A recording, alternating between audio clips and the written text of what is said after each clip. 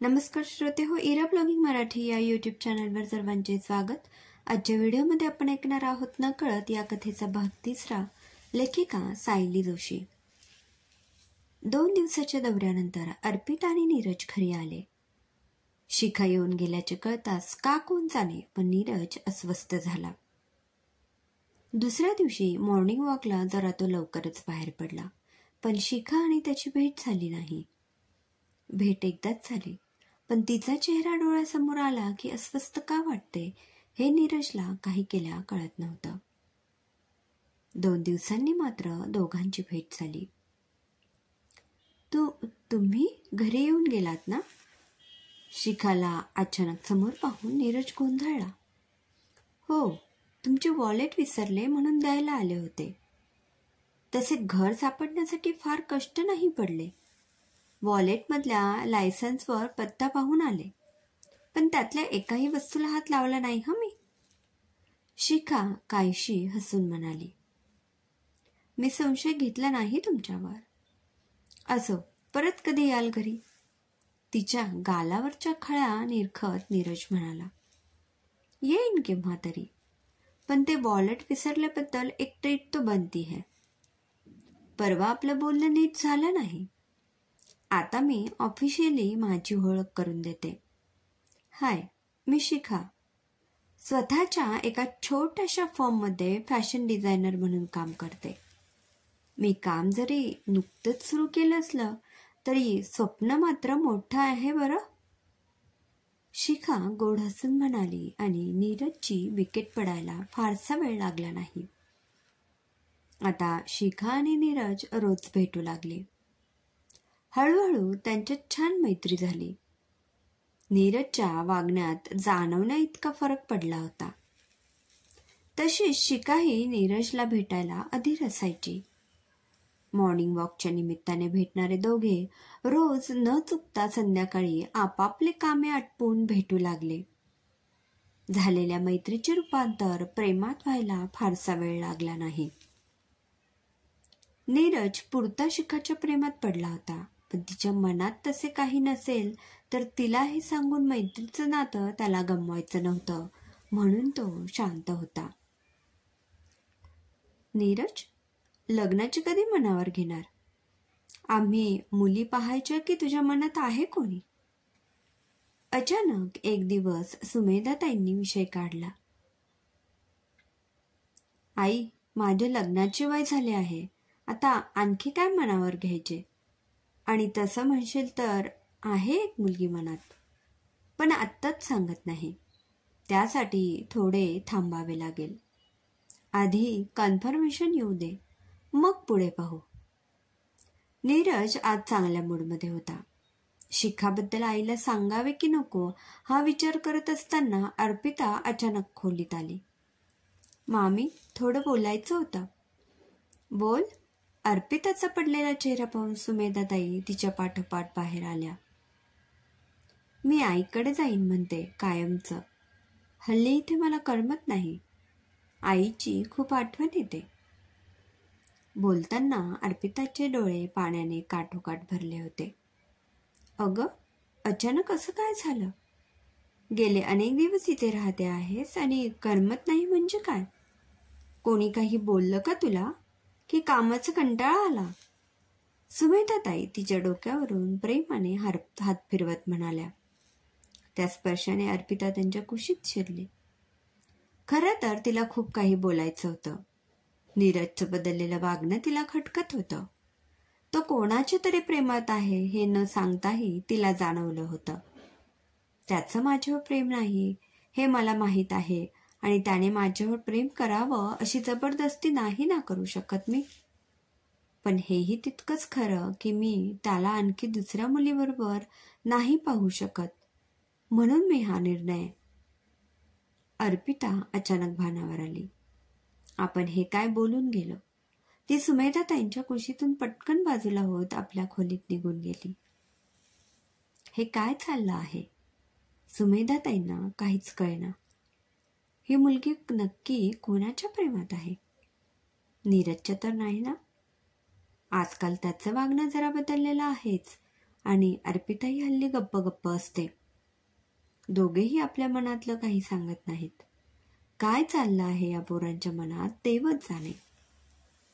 ताईंनी झाला प्रकार विवेकच्या कानावर घातला. तसे ते म्हणाले, असेल मुलांचं काहीतरी, आपण त्यात नको लक्ष घालायला. मात्र अर्पिताच्या बाबतीत आता नीरजशी बोलायला हवे हे मात्र खरं. तरीही ताईंना मनातून अर्पिताची काळजी वाटत होती. आज माझी नीलू असती तर हक्काने विचारलं असतं मी तिला, मग अर्पिता कोणी परकी आहे का? माझ्या मुलीसारखीच आहे ती. किती जीव लावला आहे पोरीने सर्वांना. तिच्या मनात नक्की काय आहे हे जाणून घेतल्याविना ताईंना चैन पडणार नव्हते. त्या अर्पिताच्या खोलीत आल्या. अप्पू, येऊ का ग? मामी ये ना. सॉरी ग, ते मगाशी जरा. तुझ्या मनात काय असेल ते सांगून टाक. मन मोकळं झालं की माणसाला कसं बरं वाटतं. आणि मला सांगावं असं तुला वाटत नसेल तर नीरजला सांग.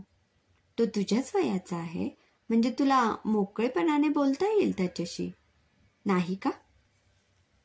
सुमेधाताई अर्पिताचं बोलणं मध्येच तोडत म्हणाल्या, नको, नीरज ऐकून घ्यायचं नाही माझे बोलणे. त्यापेक्षा मी तुझ्याशीच बोलते.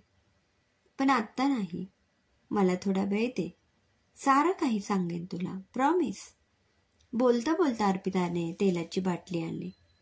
मामी, डोक्याला छान मॉलिश करून दे, जरा बरं वाटेल मला. त्या दिवसापासून सुमेधाताई अर्पितावर नकळत लक्ष ठेवून होत्या.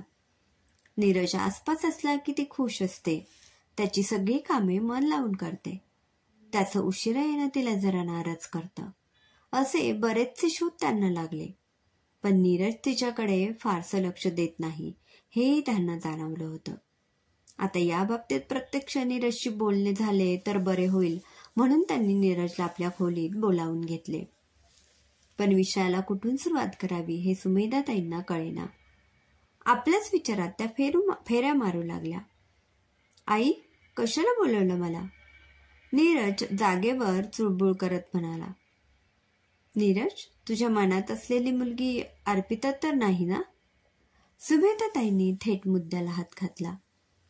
ती जेव्हा तुझ्याबरोबर असते तेव्हा खूप खुश असते. तुझी प्रत्येक गोष्ट मनापासून जपते. ती तुझ्या प्रेमात आहे नीरज. हे कधी जाणवले नाही का तुला? आई, असले काही बोलेल असे नीरजला अजिबात वाटले नव्हते. शिवाय आईने मुलाला तुझ्यावर कोणीतरी जीवापड प्रेम करतं हे सांगणं म्हणजे नीरजला थोडं ऑकवर्ड फील झालं. आई, ते जाणवलं आहे मला, पण अर्पिताकडे मी एक बहीण म्हणूनच पाहतो. बाकी माझ्या मनात तसले काही नाही, नीरज कसाबसा म्हणाला. बरं, मग तुझ्या मनात आहे तरी कोण? सुमेधाताई नीरज जवळ बसत म्हणाल्या. शिखा. आई, माझं शिखावर प्रेम आहे, पण अजून ही गोष्ट मी तिला सांगितली नाही. कदाचित तिलाही मी एवढत असेल. आम्हा दोघात खूप छान नातं तयार झालं आहे. त्याचं वर्णन करता येणं शक्य नाही. हां, पण मी तिला प्रपोज केलं आणि ती नाही म्हणाली तर आमचं मैत्रीचं नातं तुटेल की काय अशी भीती वाटते मला, म्हणून मी काहीच बोललो नाही. नीरज आपल्याच तंद्रीत बोलत होता. शिखा, म्हणजे तुझं पाकीट जिच्या घरी विसरला होतास ती का? सुमेधाताई. हो, नीरज. हे ऐकून सुमेधाताईंना आपल्याला राग आला, वाईट वाटलं की आनंद झाला हेच कळेना. त्यांच्याही मनात नीरजसाठी अर्पिताच होती. पण असं जबरदस्तीने एखाद्यावर प्रेम करायला लावणं म्हणजे आयुष्यभर त्याला तडजोड करावी लागेल हेही त्यांना माहीत होते. आई, अर्पिता स्वभावाने छान आहे, दिसायला सुंदर आहे. माझी खूप काळजी घेते ती. माझ्याशिवाय तिचे पान हलत नाही हेही माहीत आहे मला. पण म्हणून मी ठरवून तिच्यावर प्रेम करू शकत नाही ना.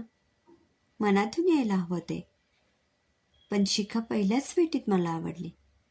का ते माहीत नाही, पण तिच्याबद्दल जे वाटतं ते अर्पिताबद्दल वाटत नाही मला. माझे तिच्यावर प्रेम आहे, पण एक बहीण म्हणूनच. नीरजचे बोलणे ऐकून सुमेधाताई गप्प बसल्या.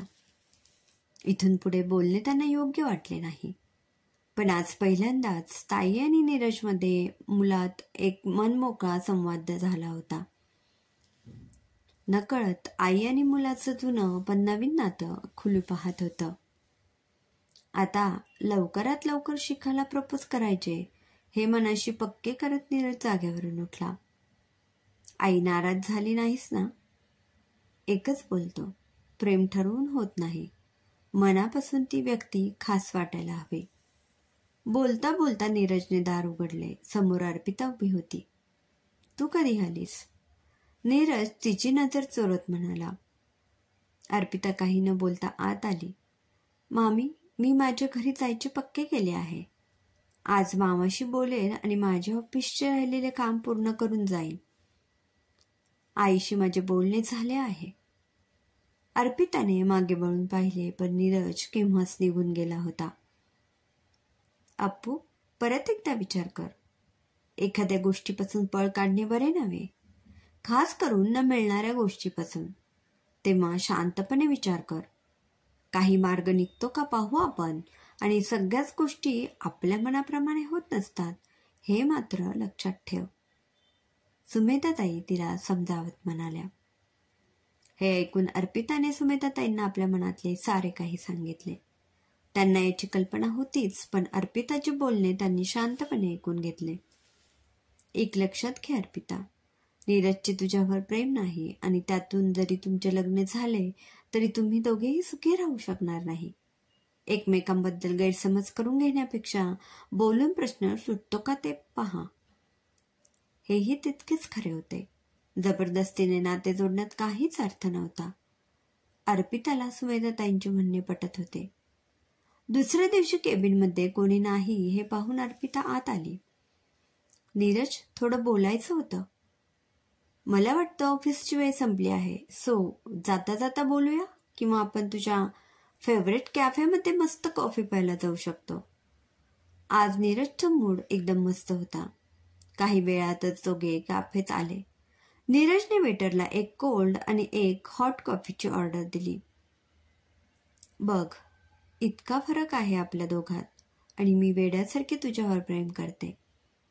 आय एम सॉरी नीरज, मी मामीचं आणि तुझं कालचं सगळं बोलणं ऐकलं. तुला शिखा आवडते ना? तू एक काम कर, तिला प्रपोज कर. मी मदत करेन तुला.